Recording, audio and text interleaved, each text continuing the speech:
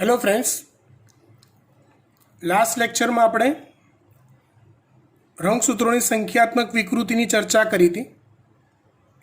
એ સંખ્યાત્મક વિકૃતિના બે પ્રકાર હતા, યુપ્લોઇડી અને એન્યુપ્લોઇડી. હવે મનુષ્યમાં સામાન્ય રીતે એન્યુપ્લોઇડીની ઘટના જોવા મળે છે.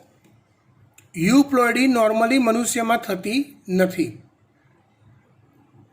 એન્યુપ્લોઇડી એટલે શું? તો યાદ કરો કે રંગસૂત્રોની એકાદ બે જોડમાં જ જોવા મળતો હોય એવો ફેરફાર એને એન્યુપ્લોઇડી કહેવાય. એનું એક ઉદાહરણ આપણે લઈએ, ડાઉન સિન્ડ્રોમ. ડાઉન સિન્ડ્રોમ એટલે શું થાય? તો કે 21મી જોડમાં ટ્રાયસોમી સર્જાય. એટલે 21મી જોડમાં બે રંગસૂત્રોની જગ્યાએ એક વધારાનું એ ટોટલ 3 રંગસૂત્રો જોવા મળે, તો એ ખામીને ડાઉન સિન્ડ્રોમ કહેવાય. હવે આ ખામી ધરાવતી વ્યક્તિના લક્ષણો કેવા હોય તો ડિટેલમાં તમને ટેક્સ્ટબુકમાંથી મળશે, આપ જોઈ શકો છો. અધરવાઇઝ મેમ જ્યારે સમજાવશે ત્યારે તમને વધારે ક્લિયર થશે. ફટાફટ એ લક્ષણો હું બોલી જાઉં છું કે વ્યક્તિનું હાઇટ પ્રમાણમાં ઓછી હોવી, માનસિક રીતે વ્યક્તિ મંદ હોવો, ગાલના હાડકાં ઉપસેલા હોવા, નીચલો હોઠ લબડતો હોવો, એમાંથી લાળ ટપક્યા કરે, આંખના પોપચા ફૂલેલા હોય, હાથ પગ કદમાં નાના હોય, એના પંજા નાના હોય, હથેળીઓ ફૂલેલી હોય, આંગળા નાના હોય, આવા સિમ્ટમ્સ હોય. અને મોટેભાગે વ્યક્તિ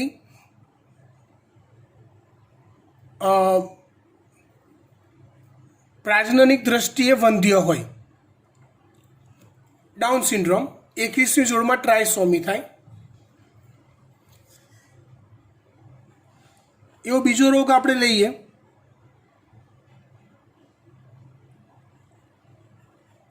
ટર્નર સિન્ડ્રોમ. કયો રોગ? Turner syndrome. આ રોગ સ્ત્રીઓમાં જોવા મળે, જેમાં 23મી જોડ એટલે કે જ્યાં લિંગી રંગસૂત્રો આવેલા હોય એવી જોડ, એટલે કે 23મી જોડમાં મોનોસોમી જોવા મળે. મતલબ કે 23મી જોડમાં સ્ત્રીમાં જે એક્સ રંગસૂત્રો હોય એની જગ્યાએ એક ઓછો એટલે X0, એટલે બેની જગ્યાએ એક જ એક્સ રંગસૂત્ર જોવા મળતો હોય તો એ ખામીને ટર્નર સિન્ડ્રોમ કહેવાય. આવી સ્ત્રી પણ ખામીવાળી હોય જાતીય રીતે.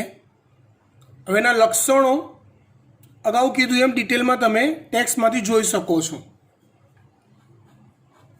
એવી એક બીજી ખામી છે સુપર ફિમેલ. એવી એક બીજી ખામી છે સુપર ફિમેલ. આ ખામી પણ સ્ત્રીઓમાં જોવા મળે.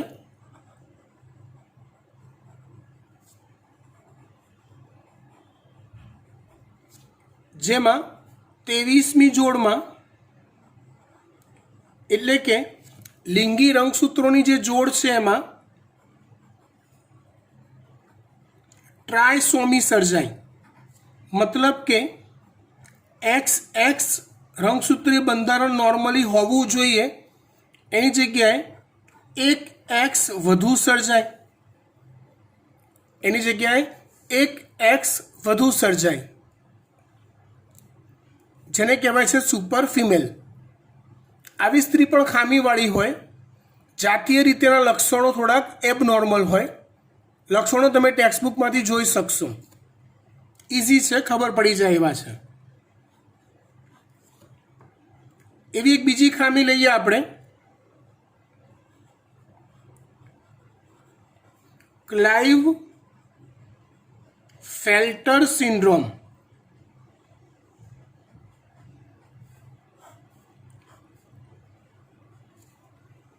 કઈ ખામી? Klinefelter syndrome. આ ખામી પણ મનુષ્યમાં જોવા મળે, પુરુષમાં હોય. જેમાં પુરુષની જે 23મી જોડ હોય એમાં ફેરફાર થાય, ટ્રાયસોમી સર્જાય. જેમાં પુરુષમાં જે સામાન્ય લિંગી રંગસૂત્રીય બંધારણ XY હોય એની જગ્યાએ XXY સર્જાય, એક X વધારે સર્જાય. ખબર પડી વાત? તો લિંગી રંગસૂત્રો 2ની જગ્યાએ 3 થઈ ગયા, માટે ટ્રાયસોમી. પણ એમાં વધ્યો કોણ? તો કે એક X વધારાનો આવ્યો. આવા પુરુષ પણ પુરુષત્વના લક્ષણો ઓછા ધરાવે, સ્ત્રીત્વના લક્ષણો વધુ ધરાવતો હોય, માદાના ચિહ્નો વધુ ધરાવતો હોય એવો પુરુષ હોય. લક્ષણો તમે ટેક્સ્ટબુકમાંથી સમજી શકશો.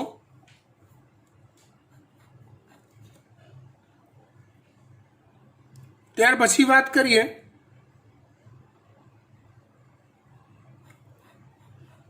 XYY નર, જેમાં પુરુષમાં થાય. એમાં પણ 23મી જોડમાં ટ્રાયસોમી જોવા મળે, એટલે કે પુરુષમાં XY બંધારણની જગ્યાએ XYY જોવા મળે, એટલે કે 2 Y લિંગી રંગસૂત્રો જોવા મળે. આવા પુરુષ એ દેખાવે સામાન્ય પુરુષ જેવા જ હોય. કયા? XYY નોર્મલ જ દેખાય, પણ એમની હાઈટ, ઊંચાઈ સામાન્ય પુરુષો કરતાં થોડીક વધારે હોય. એમનો દેખાવ એટ્રેક્ટિવ, આકર્ષક હોય. પણ આવા પુરુષો મોટે ભાગે આક્રમક અને સમાજ વિરોધી પ્રવૃત્તિઓ દર્શાવતા હોય. સમાજ વિરોધી પ્રવૃત્તિઓ મતલબ ગુનાહિત માનસ ધરાવતી વ્યક્તિઓ હોય. આવી અલ્ટિમેટલી તમને એવું કહેવા જાઉં તો અત્યાર સુધી આવી ખામી ધરાવતા જેટલા બી પુરુષો મળી આવ્યા છે, કેવી? XYY નર ખામી ધરાવતા જેટલા બી પુરુષો મળી આવ્યા છે એ પૈકીના મોટા ભાગના જેલમાં જોવા મળતા કેદીઓ છે. પ્લીઝ એવું ના વિચારો કે બધા કેદીઓ XYY નર જ હોય.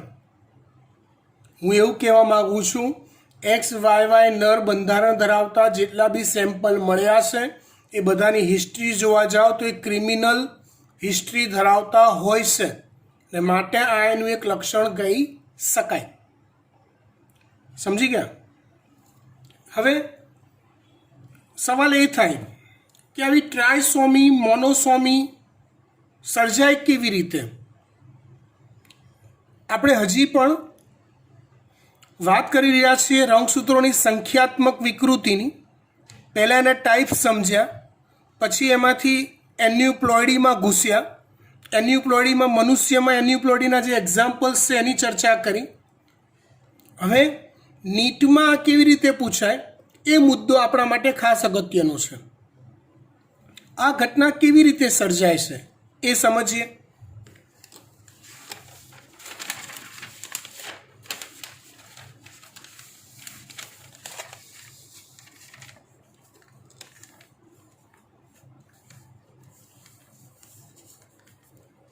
મારે 2 શબ્દો સમજાવવા છે.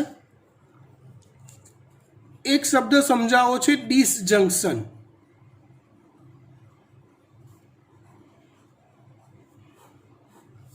એક શબ્દ સમજાવો છે ડિસજંક્શન અને બીજો શબ્દ સમજાવો છે મારે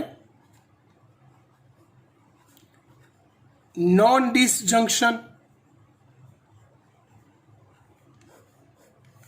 એક શબ્દ ડિસજંક્શન અને બીજો શબ્દ છે નોન ડિસજંક્શન.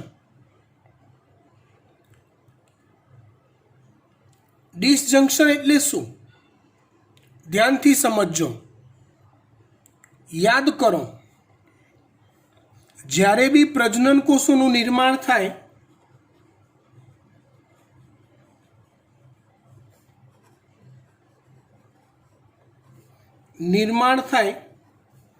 ત્યારે અર્ધીકરણ થાય.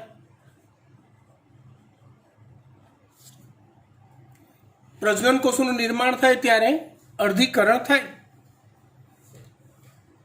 એ અર્ધીકરણની વાત થોડીક યાદ કરવા ટ્રાય કરો. પેલું ખબર છે, એમાં બે વિભાજન આવે, વિભાજન 1 અને વિભાજન 2. વિભાજન 1માં ઓલી 5 અવસ્થાઓ આવે, પૂર્વાવસ્થા 1, ભાજનાવસ્થા 1, ભાજનોત્તરાવસ્થા 1, અંત્યાવસ્થા 1. યાદ છે આવું? એમાં ઓલું જ્યારે મેં વ્યતિકરણ સમજાવ્યું ને ત્યારે કીધું હતું, ઓલું પૂર્વાવસ્થા 1માં લેપ્ટોટીન, ઝાયગોટીન, પેકિટીન, ડિપ્લોટીન, જેમાં ઓલું વ્યતિકરણ થાય. જો યાદ નથી આવતું તો શરમ રાખ્યા વગર 11મોની ચોપડી ખોલી અર્ધીકરણ વાંચી લેવા વિનંતી છે. આભાર. ઓકે, હવે એ અર્ધીકરણમાં એક અવસ્થા આવે જેને કહેવાય છે ભાજનાવસ્થા 1.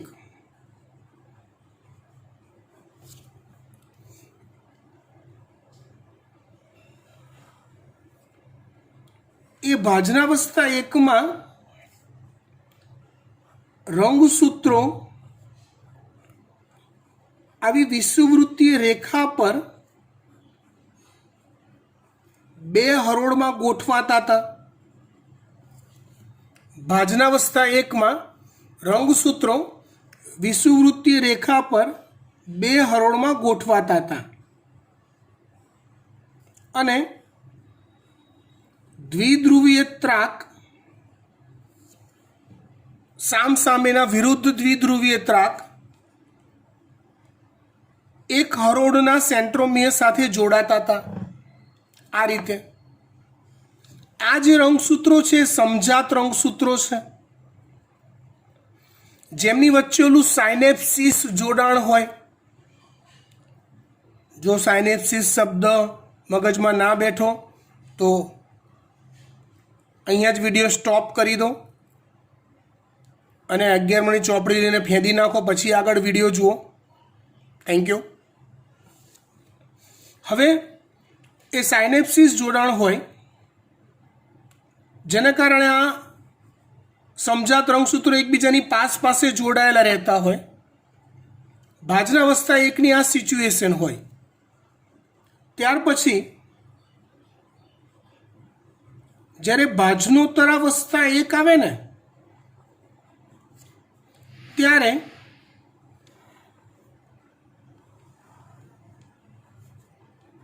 ઓલા દ્વિધ્રુવીય ત્રાકનું સંકોચન થાય. ઓલા દ્વિધ્રુવીય ત્રાકનું સંકોચન થાય, સાયનેપ્સિસ જોડાણ તૂટે અને એક રંગસૂત્ર વિરુદ્ધ ધ્રુવો તરફ ગતિ કરે. આ રીતે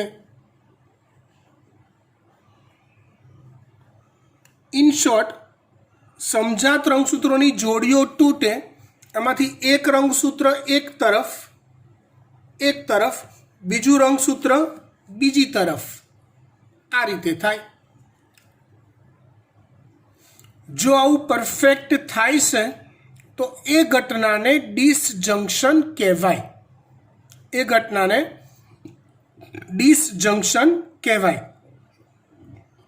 અને જો આવું ના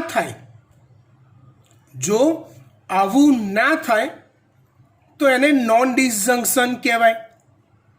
લાઈક કે ભાઈ આવું થયું, આ ભાજનોત્તરાવસ્થા 1 છે, ક્યાંક આવું થાય. ધ્યાન આપજો બરાબર બેટા.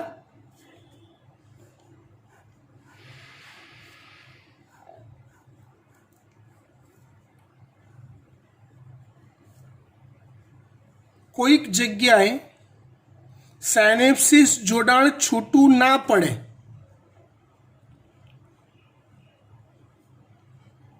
કોઈક જગ્યાએ સાયનેપ્સિસ જોડાણ છૂટું ના પડે. આકૃતિ ધ્યાનથી જુઓ. શું થયું તો કે અહીંયા આ કિસ્સામાં સાયનેપ્સિસ જોડાણ છૂટું ના પડ્યું અને બંને સમજાત રંગસૂત્રો એક તરફ જતા રહ્યા અને બીજી તરફ એ જગ્યા ખાલી રહી. મતલબ શું થયો આનો? મતલબ એ થયો કે સમજાત રંગસૂત્રો જે છૂટા પડી જવા જોઈતા હતા એ ના પડ્યા,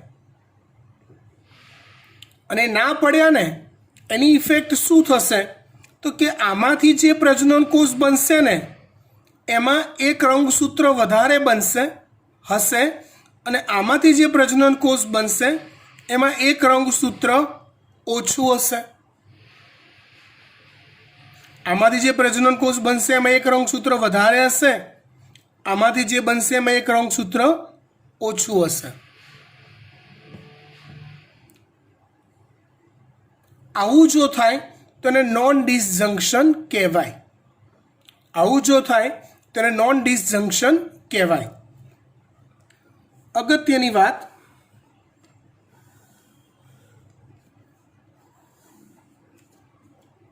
રંગસૂત્રોની સંખ્યાત્મક વિકૃતિ સર્જાવા માટે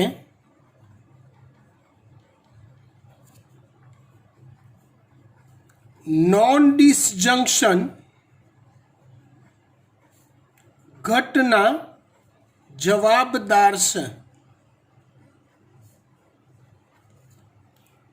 જો આવું થાય છે, બધું સરસ મજાનું સુમેળથી સાયનેપ્સિસ જોડાણ બધાના છૂટા પડે ને બધા સમજાત રંગસૂત્રોની જોડ અલગ અલગ જગ્યાએ વહેંચી જતી હોય આવી રીતે, તો કોઈ સવાલ જ નથી કોઈ ખામી સર્જાય સંખ્યાત્મક વિકૃતિની. પણ ખામી સર્જાય આવી ઘટનાથી.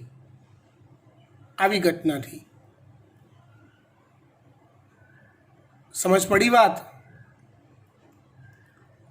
એટલે હવે એમસીક્યુમાં ક્યાંક જો એવું લખ્યું હોય, એના એમસીક્યુ આપણે જોઈએ છીએ એક બે એક્ઝામ્પલ, કે ભાઈ લિંગી રંગસૂત્રોમાં પુરુષમાં નોન ડિસજંક્શન થયું છે, માદામાં નથી થયું, તો સંતતિ કેવી સર્જાઈ શકે? તો નોન ડિસજંક્શન થયું એટલે તમારે શું સમજવાનું? બંને રંગસૂત્રો એક પ્રજનન કોષમાં હોય અને બીજું પ્રજનન કોષમાં એ પ્રકારનું એક બી રંગસૂત્ર ના હોય, એને નોન ડિસજંક્શન સમજવાનું. ક્લિયર? એક્ઝામ્પલ લઈએ આપણે.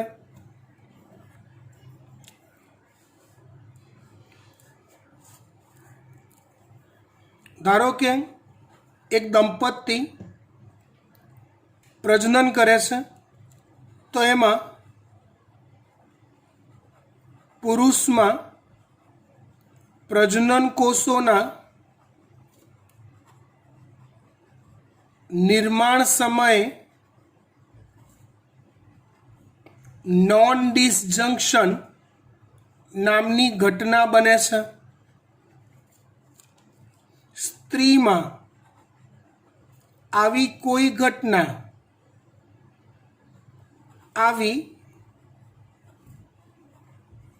ઘટના બનતી નથી, તો તેમની સંતતિઓમાં શું સંભાવનાઓ હશે?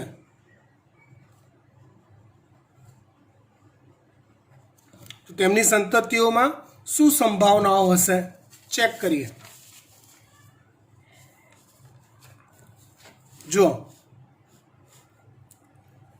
લિંગી રંગસૂત્રીય બંધારણની ચર્ચા કરીએ તો પુરુષનું બંધારણ આવે XY, પુરુષ. સ્ત્રીનું બંધારણ આવશે XX, પુરુષનું આવશે XY, સ્ત્રીનું XX. પ્રજનન કોષોનું નિર્માણ થાય, અર્ધીકરણ થાય. S ફોર મેન્ડલ, રંગસૂત્રો અલગ અલગ પ્રજનન કોષમાં વહેંચાઈ જાય. જો હા વહેંચાઈ જાય છે તો એ ઘટનાને કહેવાય ડિસજંક્શન. નથી વહેંચાતા, હા નથી વહેંચાતા તો એને કહેવાય નોન ડિસજંક્શન. અહીંયા તમને એવું કીધું છે કે પુરુષમાં નોન ડિસજંક્શન થાય છે, એટલે પુરુષમાં પ્રજનન કોષોનું નિર્માણ,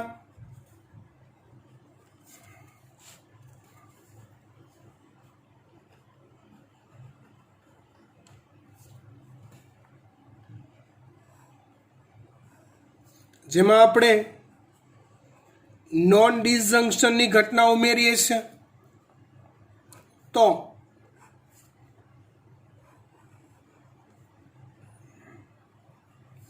પુરુષમાં જે શુક્રકોષો બનશે એમાં દૈહિક રંગસૂત્રો તો એવા ને એવા ડિસજંક્શન પામેલા હશે. અહીંયા લિંગી રંગસૂત્રોની વાત છે તો અહીંયા એક પ્રજનન કોષમાં XY બંને આવી જશે બીકોઝ ઓફ નોન ડિસજંક્શન, અને બીજા પ્રજનન કોષમાં એ પ્રકારનો એક પણ રંગસૂત્ર નહીં હોય. આ પ્રજનન કોષમાં બીજા 22 જોડ તો હશે જ, એમાંથી ઓલા 22 તો હશે જ દૈહિક રંગસૂત્રવાળા. સ્ત્રીમાં એવું કશું નથી થતું, એટલે એમાં જે પ્રજનન કોષ બને એમાં ફર્સ્ટ ક્લાસ વહેંચણી થઈ જાય છે. હવે સંતતિ તમે જુઓ તો કાં તો આ શુક્રકોષ આ અંડકોષને ફલિત કરે તો શું સ્ટ્રક્ચર આવે? X X Y. તો આવી સંતતિ ક્લાઇવફેલ્ટર સિન્ડ્રોમથી પીડાતી હોય.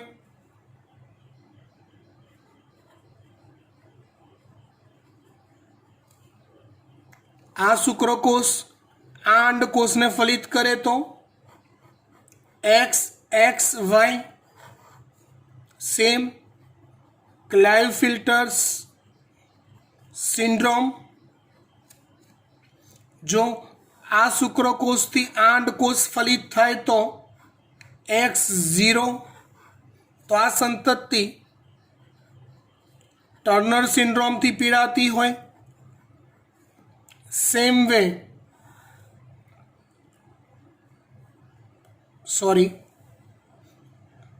આ અંડકોષ એ આ શુક્રકોષથી ફલિત થાય તો X0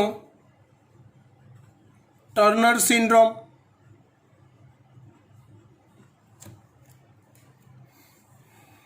સમજી ગયા વાત? ગુડ. હોમવર્કમાં તમારે સ્ત્રીમાં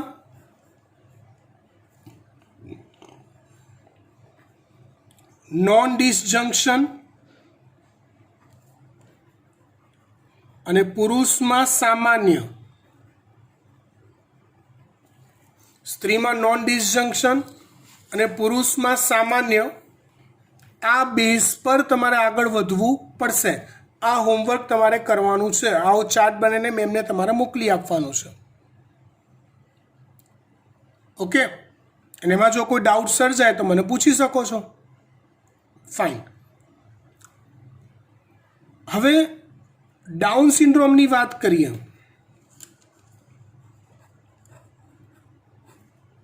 ડાઉન સિન્ડ્રોમ જેમાં 21મી જોડમાં ટ્રાયસોમી સર્જાય.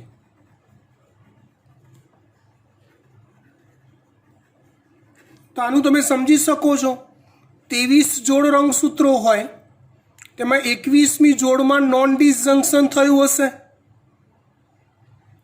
ખબર પડી ગઈ વાત? That's fine. હવે એક ટેસ્ટ જોઈએ. એક નોર્મલ ટેસ્ટ છે જેને બાર બોડી કસોટી કહેવાય છે. શું કહેવાય? બાર બોડી કસોટી, આના MCQ પણ પરીક્ષામાં પૂછાઈ શકે. સૌથી પહેલાં બાર બોડી એટલે શું? બાર બોડી કોને કહેવાય?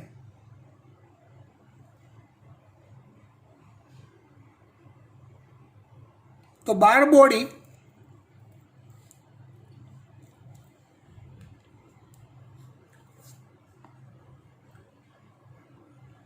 એ મનુષ્યના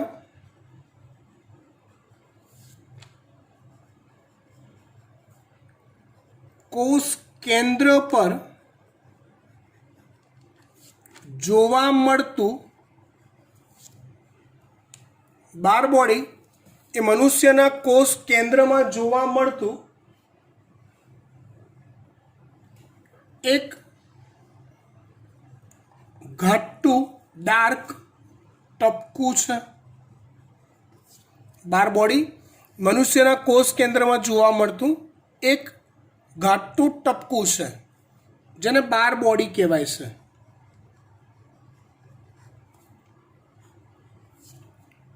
હવે લોજિક, આવા ઘાટા ટપકા કેટલા હોય? બાર બોડીની સંખ્યાનો આધાર શેના પર હોય? તો કે બાર બોડીની સંખ્યા મનુષ્યમાં રહેલા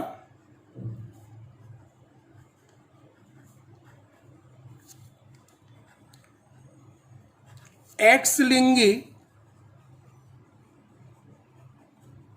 રંગસૂત્રોની સંખ્યા કરતાં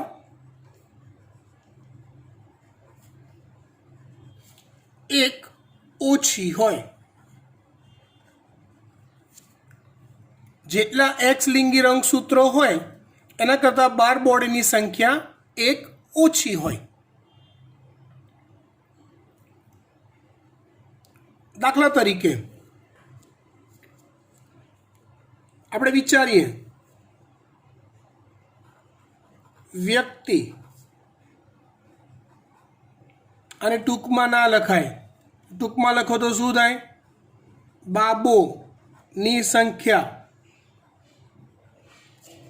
બાર બોડીની સંખ્યા. જો વ્યક્તિ સામાન્ય પુરુષ છે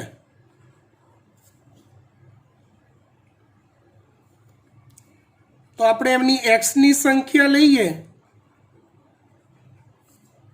તો સામાન્ય પુરુષમાં બંધારણ એક્સ વાય હોય, એટલે એક્સની સંખ્યા કેટલી થઈ? તો કે એક થઈ. તો સામાન્ય પુરુષમાં બાર બોડી કેટલી હોય? તો કે 0.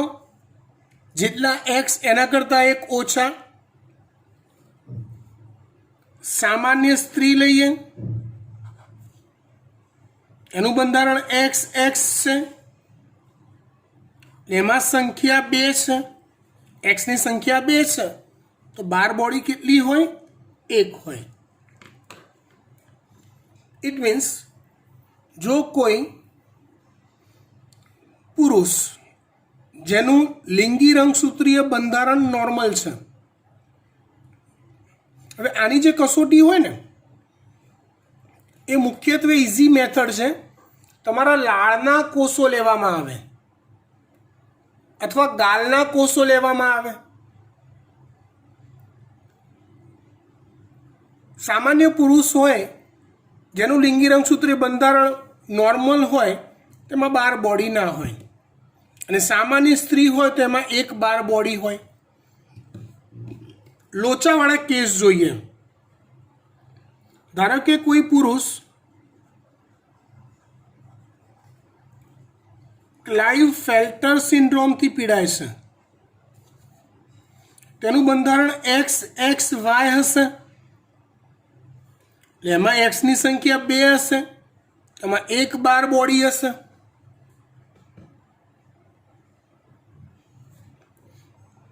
ધારો કે કોઈ સ્ત્રી ટર્નર સિન્ડ્રોમ ખામીથી પીડાય છે,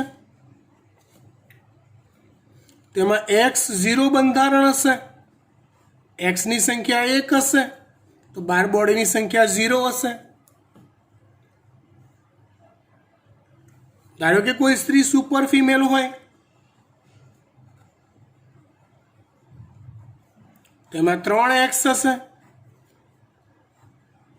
तो बार बॉडीनी संख्या 2 हशे। आ एक सिंपल टेस्ट है कि જ્યારે કોઈ વ્યક્તિ એક ઉંમર પતાયા પછી મોટી થાય અને એવું લાગે કે યાર કંઈક સેક્સ્યુઅલી પ્રાજનનિક દ્રષ્ટિએ આ વ્યક્તિમાં કંઈક ખામી દેખાય છે, નોર્મલ વ્યક્તિ જેવી નથી, તો આ એનું પ્રાઇમરી ટેસ્ટ છે બાર બોડી કસોટી। એની બાર બોડી જોઈને લિંગી રંગસૂત્રીઓમાં જો નોન ડિસજંક્શનની ઘટના બની હોય, રંગસૂત્રીય સંખ્યાત્મક અનિયમિતતા સર્જાઈ હોય તો આ કસોટી પરથી જાણી શકાય। નીટમાં તમને બાર બોડીની સંખ્યા અને આ એ બંનેની આસપાસ રમાડી શકે। કેવી રીતે તમે સમજી ગયા છો બરાબર। આપણે વાત કરી રંગસૂત્રોની સંખ્યાત્મક અનિયમિતતાની, ત્યાર પછી હવે વાત કરીએ રંગસૂત્રોની રચનાત્મક અનિયમિતતા।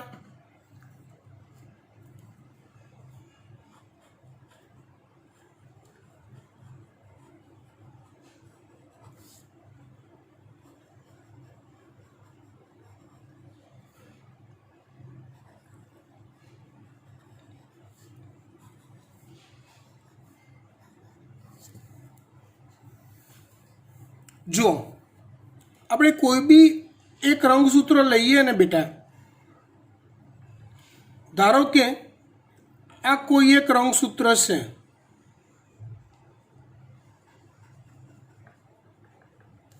ધારો કે આ કોઈ એક રંગસૂત્ર છે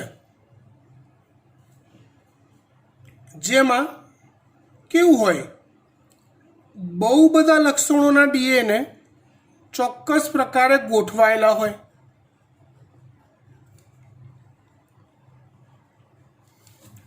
અહીંયા રંગસૂત્રોની આ રચના જળવાઈ રહેવી બહુ જરૂરી હોય છે।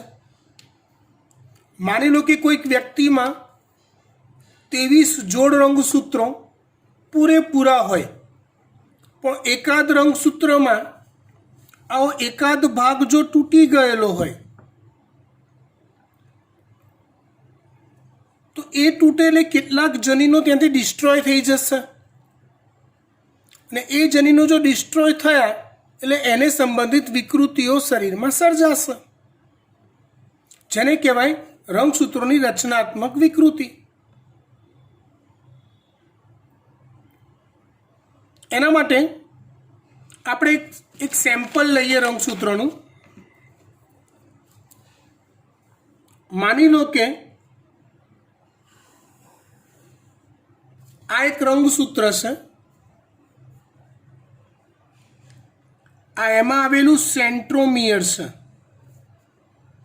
આવું ધારી લો આ એક રંગસૂત્ર છે, થોડું ઘાટું કરું દેખાય એટલે, અને આ જે છે એમાં આવેલું સેન્ટ્રોમિયર છે। અને ધારો કે રંગસૂત્ર પર આ જગ્યાએ કોઈક એ જનીન છે, બી જનીન છે, સી જનીન છે, ડી જનીન છે, ઈ જનીન છે, એફ, જી, એચ, આઈ આવા ક્રમમાં જનીનો ગોઠવાયેલા છે। રચનાત્મક વિકૃતિના પ્રકાર જોઈએ આપણે, જેના માટે આ એક રંગસૂત્રોને આપણે આઈડિયલ જોઈશું આદર્શ તરીકે। પહેલો પ્રકાર છે લોપ। લોપ એટલે ગુમ થઈ જવું કે ટુકડો ગાયબ થઈ જવો। ધારો કે આવું થયું, આ સામાન્ય ટુકડો આપણા મગજમાં દરેકમાં કોમન રાખવાનો કે આવું હોય તે નોર્મલ છે, એની જગ્યાએ હવે આવું થયું, ધારો કે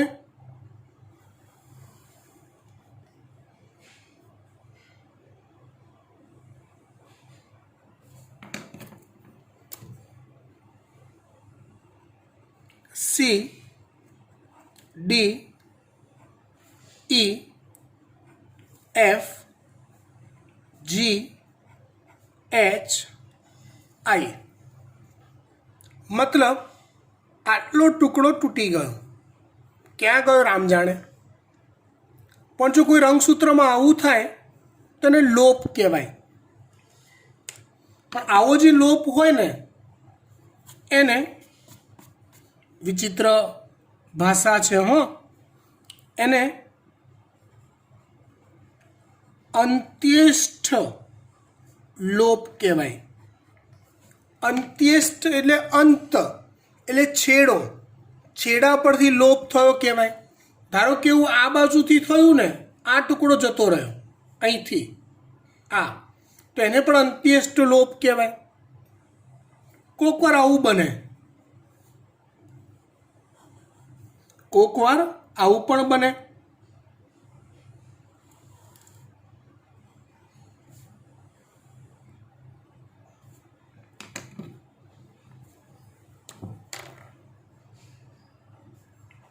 A B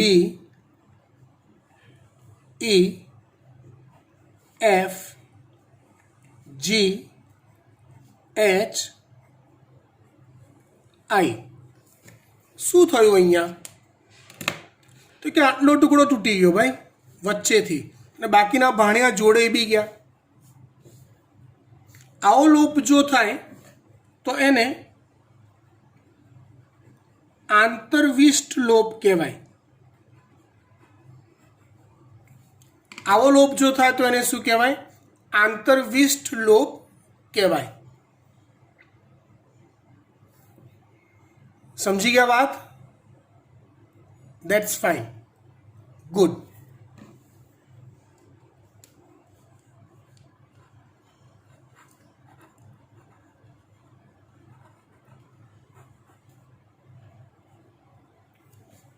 દ્વિકૃતિ. શું બોલ્યો હું? દ્વિકૃતિ મતલબ બેવડાવું. આ નોર્મલ છે, તમારા મગજમાં ક્લિયર રાખો. આ નોર્મલ કન્ડિશનમાં આવવું હોય, હું દ્વિકૃતિ કરીને બતાવું છું.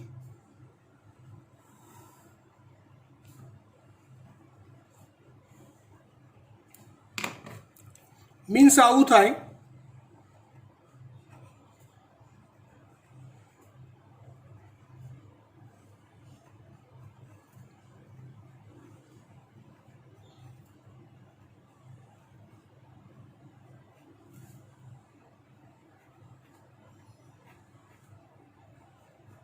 શું થયું અહીંયા? તો સીડી નામનો જે ટુકડો છે એ બેવડાઈ ગયો. આટલો જે ભાગ હતો જનીનનો એ ડબલ થઈ ગયો ને જોડે જોઈન્ટ થઈ ગયો. તો આવી ઘટનાને દ્વિકૃતિ કહેવાય. શું કહેવાય એને? દ્વિકૃતિ. પણ જો આવું થાય, આવું,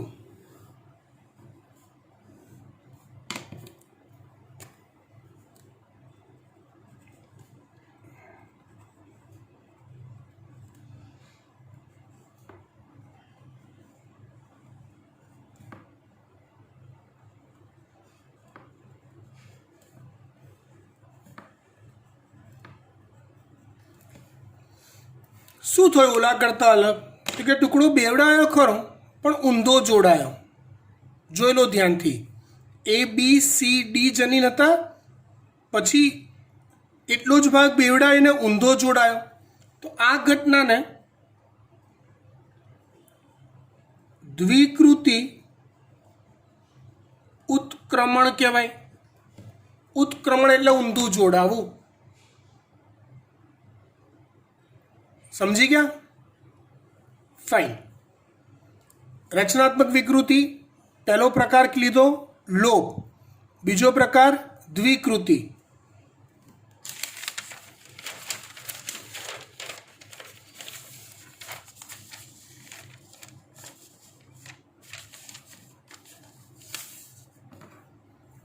ત્રીજો પ્રકાર છે ઉત્ક્રમણ.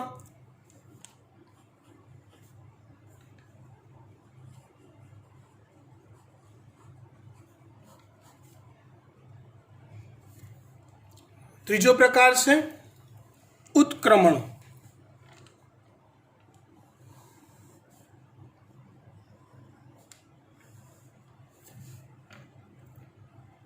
ઉત્ક્રમણમાં શું થાય તો જુઓ, આ સામાન્ય જનીન છે. A B C D E F G H I. એક સામાન્ય રંગસૂત્ર જે આગળ આપણે દોર્યું હતું એ જ રિપીટ કર્યું. એમાં ઉત્ક્રમણની ઘટના બને. એમાં કંઈક આવું થાય, ધ્યાન આપજો.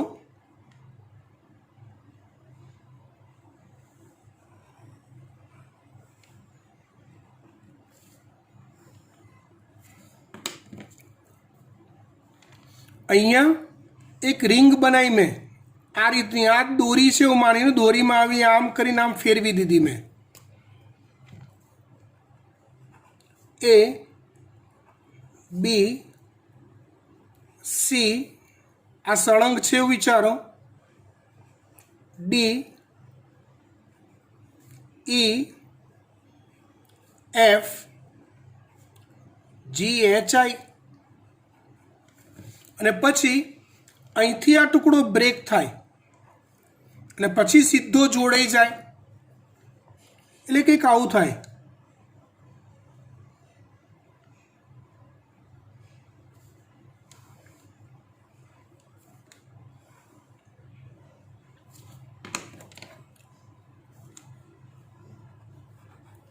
એ B E D C F G H I. તો આ ઘટનાને કહેવાય ઉત્ક્રમણ. એક ચોથો પ્રકાર આવે છે સ્થળાંતરણ. સ્થળાંતરણમાં શું થાય, એકાદ ટુકડો છૂટો પડી જાય, લોપ જેવું જ, પણ છૂટો પડ્યા પછી કોઈક બીજા રંગસૂત્ર સાથે જોડાઈ જાય. એટલે આ ગુમ ના થયો હોય, લોપ વિઘટન ના પામ્યો હોય, પણ કોઈક બીજા રંગસૂત્ર પર જોડાઈ ગયો હોય, સ્થાન બદલી લીધું આ ટુકડાએ, તો એ ઘટનાને કહેવાય સ્થળાંતરણ. બરાબર, આટલે સુધી રાખીએ છીએ. હોમવર્કમાં ચાલેલું બધું જ તૈયાર કરી મોઢે લખવું. જો દીકરા, ગયા લેક્ચરમાં વાત કરી હતી ઓનેસ્ટીની, પ્રમાણિકતાની. આ સિચ્યુએશનમાં મન મક્કમ રાખી પ્રમાણિકતા રાખવી જ પડશે. મોઢે લખવાનું, એટલે મોઢે લખીને જ મેમને તમારે સેન્ડ કરવાનું થશે. બરાબર, બાય. આટલે સુધી રાખીએ છીએ.